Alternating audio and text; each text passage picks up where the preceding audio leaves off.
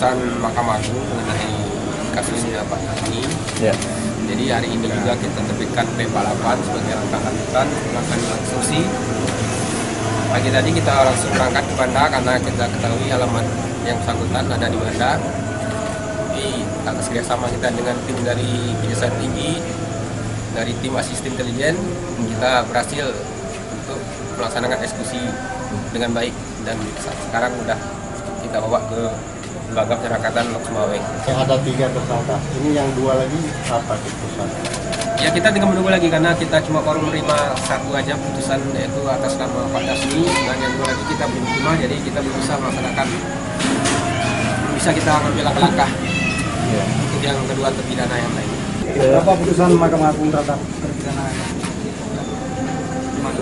Kalau pidana badannya 5 tahun, denda 200 juta, subsidiar 6 bulan kurungan.